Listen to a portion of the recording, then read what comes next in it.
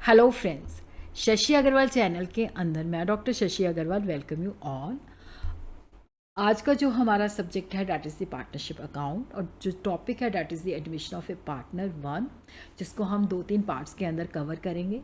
तो इसके अंदर जो एडमिशन ऑफ ए पार्टनर है, तो इसको हम थ्योरी कंसेप्ट भी समझेंगे और उसी के साथ न्यूमेरिकल भी करेंगे, ताकि हमें जो है एडमिशन ऑफ पार्टनर की क्लैरिटी हो सके। और अगर आपको मेरा ये एफर्ट सही लगता है तो डू लाइक माय वीडियो, इसको शेयर कीजिए और मेरे चैनल शशि अग्रवाल को सब्सक्राइब कीजिए। So this is my app Edusum app, जिसको गूगल प्ले स्टोर से आप लोग डाउनलोड कर सकते हो। ये जो ऐप है फ्री मॉक टेस्ट प्रोवाइड करती है, फ्री स्टडी मटेरियल प्रोवाइड करती है और काफ़ी सारे स्ट्रक्चर कोर्सेज भी अवेलेबल हैं। तो बिजनेस स्टडी का भी स्ट्रक्चर कोर्स अवेलेबल है। इवन जो एडमिशन ऑफ पार्टनर है, इसकी भी जो PDF है that is also available under free study material. अब admission of a new partner, जब हम अपनी पार्टनरशिप के अंदर एक नया पार्टनर ऐड करते हैं, तो वहाँ पे हमारा पर्पस हो सकता है कि जैसे हमें ज़्यादा कैपिटल चाहिए, या हम मैनेजरियल कैपेबिलिटी को इंक्रीज़ करना चाहते हैं, या जो नया पार्टनर है वो काफ़ी फेमस पर्सनालिटी है, उसके बिज़नेस कनेक्शन बड़े अच्छे हैं तो उसका बेनिफिट लेना चाहते हैं, या हम बिज़नेस के साइज़ को इंक्रीज़ करना चाहते हैं, या हम अपनी रेपुटेशन को इंक्रीज़ करना चाहते हैं। तो ये रीज़न्स होते हैं जिसकी वजह से हम न्यू पार्टनर को ऐड करते हैं। जब नया पार्टनर एडमिट होता है तो उसकी अंदर, जब इसको हम रिकॉन्स्टिट्यूशन ऑफ द फर्म कहते हैं, एग्जिस्टिंग पार्टनरशिप डीड जो होती है वो ख़त्म हो जाता है और न्यू एग्रीमेंट जितने भी पार्टनर्स होते हैं इंक्लूडिंग न्यू पार्टनर उसके अंदर आ जाते हैं। और न्यू पार्टनर अपने साथ कैपिटल भी लेके आता है, और उसी तरह ही जो गुडविल की वैल्यूएशन होती है, जो पार्टनर्स अपना शेयर सेक्रीफाइस करते हैं, तो वो गुडविल के अंदर भी जितना पार्टनर ने सेक्रीफाइस किया होता है उतना हिस्सा वो लेके आता है। और उसी तरह according to section 31 of the Indian partnership act 1932, a person can be admitted as a partner अगर पार्टनरशिप डीड के अंदर लिखा हुआ है, और अगर एग्रीमेंट नहीं है तो अगर सारे पार्टनर एग्री हो जाते हैं कि भाई नया पार्टनर ऐड कर लो, तभी ऐड हो सकता है। और जो न्यू पार्टनर आता है तो वो फ्यूचर प्रॉफिट शेयर करता है। फर्म के अंदर जो एसेट्स होती हैं वहाँ पे भी उसका शेयर होता है। उसी तरह ही वहाँ पे उसकी ड्यूटी ये भी बनती है कि जब उसके एडमिट होने के बाद जो भी लाइबिलिटीज़ होती हैं तो उसके अंदर भी वो जो है उसके लिए भी वो रिस्पॉन्सिबल होता है। और जो न्यू और इनकमिंग पार्टनर है वो फ्यूचर प्रॉफिट के अंदर जो उसका शेयर होता है कि जितने एग्जिस्टिंग पार्टनर ने अपना प्रॉफिट सेक्रीफाइस किया है उसके इक्विवेलेंट होता है। और उसी तरह जो न्यू पार्टनर है वो उन पार्टनर्स को कंपनसेट करता है जिन्होंने अपना प्रॉफिट शेयर उसको सेक्रीफाइस किया है। और उसी तरह जो पार्ट वो पे करता है, जो सेक्रीफाइसिंग पार्टनर को पे करता है, डैट इज़ द गुडविल और प्रीमियम। तो गुडविल के साथ साथ वो अपना कैपिटल भी लेके आता है, और उसी तरह फर्म के एसेट में उसका राइट भी हो जाता है। जब नया पार्टनर एडमिट होता है तो पुरानी पार्टनरशिप जो होती है वो ख़त्म हो जाती है, उसकी जगह पे न्यू पार्टनरशिप आ जाती है। और न्यू पार्टनर जो होता है उसको फ्यूचर प्रॉफिट्स के अंदर right to share the profit मिल जाता है। वो जितना भी डिसाइड किया होता है वो अपनी कैपिटल लेके आता है, और उसी तरह एसेट के अंदर भी उसका राइट होता है, प्रॉफिट के अंदर भी राइट होता है, और जो भी उसके एडमिट होने के बाद लाइबिलिटीज़ होती हैं उसके लिए लाइबल भी होता है। तो उसके आने से पहले जो रिज़र्व होते हैं या अकोमोडेटेड प्रॉफिट एंड लॉसेस होते हैं तो उसकी एडजस्टमेंट की जाती है, एसेट की रीवैल्यूएशन की जाती है, लाइबिलिटीज़ की असेसमेंट की जाती है, और फर्म की गुडविल जो है उसको असेस किया जाता है। और जितना सेक्रीफाइसिंग पार्टनर ने सेक्रीफाइस किया होता है उतना न्यू पार्टनर जो है उनको प्रीमियम के रूप में प्रोवाइड करता है। प्रॉफिट शेयरिंग रेशियो भी चेंज होता है जब न्यू पार्टनर आता है। तो उसी तरह ही हम देखते हैं कि न्यू और इनकमिंग पार्टनर जो है अपना ओल्ड पार्टनर से शेयर किस तरह से ले सकता है, in their old profit sharing ratio, या एक स्पेसिफिक रेशियो के अंदर, या एक पर्टिकुलर फ्रैक्शन के अंदर जो है वो अपना शेयर ले सकता है। जब नया पार्टनर आता है, when new partner get his share from old partner in their old profit sharing ratio, तो यहाँ पे 3 पॉसिबल केसेस होते हैं।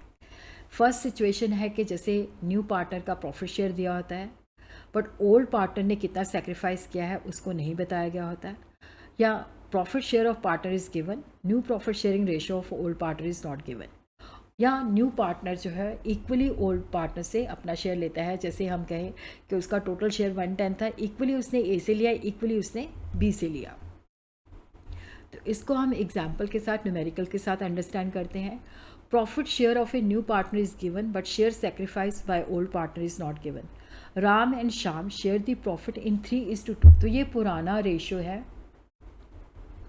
तो यहाँ पे ये 3:2 जो है that is the old ratio. तो वो सोहन को एडमिट करते हैं 1/6 शेयर. तो यहाँ पे हमने न्यू प्रॉफिट शेयरिंग रेशो जो है कैलकुलेट करना है. तो यहाँ पे हम देखते हैं कि टोटल प्रॉफिट शेयर जो है डैट इज़ 1. सोहन को हमने दे दिया 1/6. अब हमारे पास बचा 1 - 1/6 डैट इज़ 5/6. तो जो उनका पुराना रेशो था, तो यहाँ पे जो 5/6 है उनको हम डिस्ट्रीब्यूट कर देते हैं. राम का जो शेयर 3/5 था, तो यहाँ पे हम उसको दे देते हैं जो बच गया 5/6 का 3/5. तो ये आ जाता है 15/30. इसको हम इस तरह से भी लिख सकते हैं, 1/2 भी लिख सकते हैं. और जो शाम का शेयर है 2/5 इंटू 5/6, ये आ जाता है 10/30. तो यहाँ पे हम देखते हैं कि जो शेयर है 15/30, 10/30, 1/6. तो एलसीएम ले लेते हैं, डैट कम्स अराउंड 30. तो ये आ जाता है 15:10, 10:5. इसको हम इस तरह से भी लिख सकते हैं कि 5 जो है सब में कॉमन है, तो 5 से डिवाइड कर देते हैं. तो ये आ जाता है 3:2:1.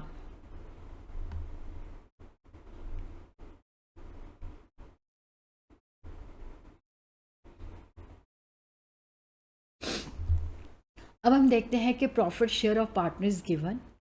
Also new profit sharing ratio जो पुराने पार्टनर्स हैं उनका भी दिया हुआ है. अब हम यहाँ पे देखते हैं कि ए और बी पार्टनर है. सी को हम एडमिट करते हैं, उसका जो शेयर है डैट इज़ 1/4.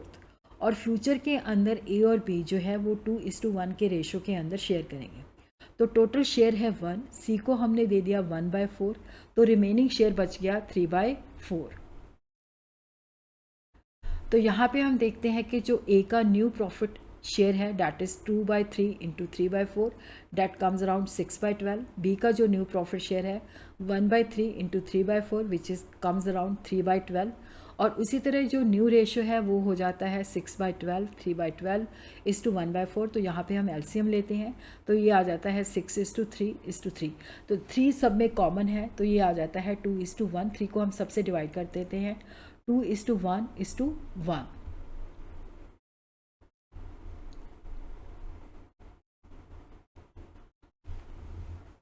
उसी तरह ही देखते हैं कि जो न्यू पार्टनर्स हैं अगर वो ओल्ड पार्टनर से इक्वल शेयर लेते हैं, जैसे Bharti and Aastha they were partner sharing profit in the ratio of 3:2.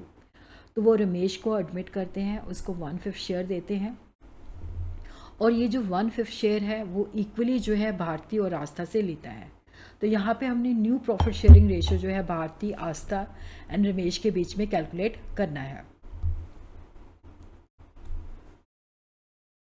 तो यहाँ पे हम देखते हैं कि रमेश हैज़ टेकन, क्योंकि इक्वली लिया है तो 1/5 टोटल शेयर है, तो इसका मतलब हाफ उसने रमेश से लिया है, आधा जो है उसने भारती से. रमेश हैज़ टेकन भारती से आधा लिया है और आस्था से आधा लिया है.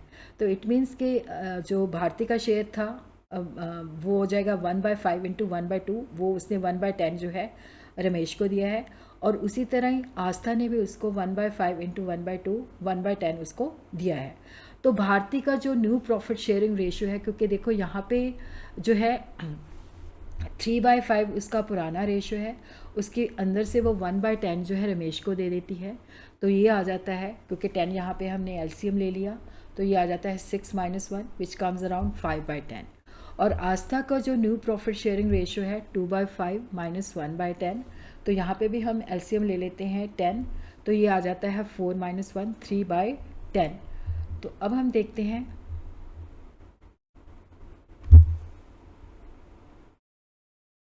रमेश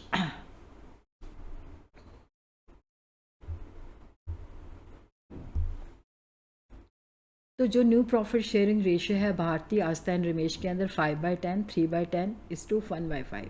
तो ये आ जाता है, क्योंकि 10 का हमने एलसीएम ले लिया, 5:3 इज़ टू 2. तो इस तरह से हमने कैलकुलेट करना है, बाकी हम अगली वीडियो के अंदर करेंगे.